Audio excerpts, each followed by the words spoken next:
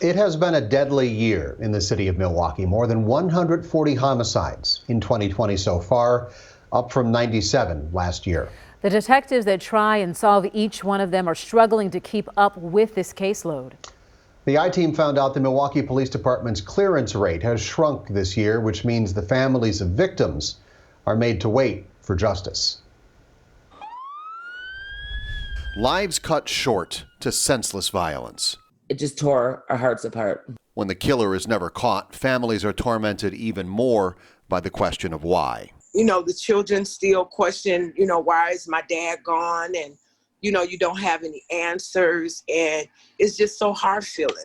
Shannon Allen and Tammy Love both had their children taken away from them, and the killers are still out there. Allen's son DeAndre was killed the day after Christmas, 2016. He was gunned down at 39th in Michigan, broad daylight. Allen says DeAndre called her that afternoon to check on her before a doctor's appointment. 19 minutes later, witnesses called 911 to report gunshots. DeAndre was found on the sidewalk, shot in the head.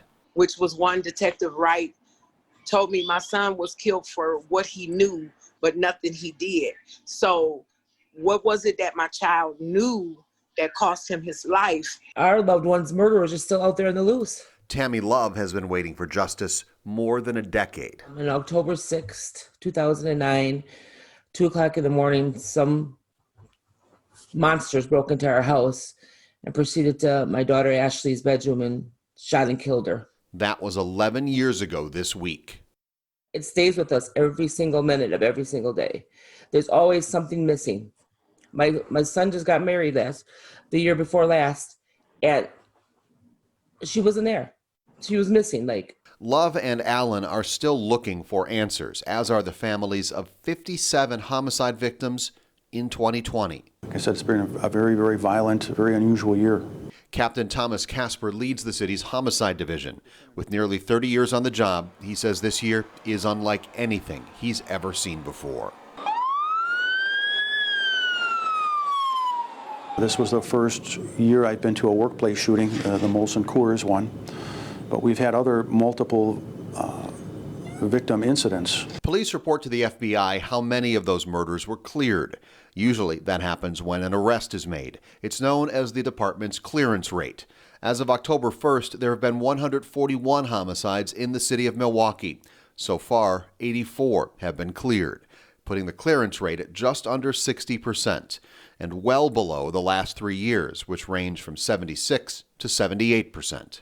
It's also below the FBI's national average last year of 61%, and the lowest Milwaukee has seen since 2015. There were 11 more people assigned to the homicide unit than there are now. Casper says Milwaukee's historic murder rate, coupled with a shrinking homicide division, makes everything harder on his detectives.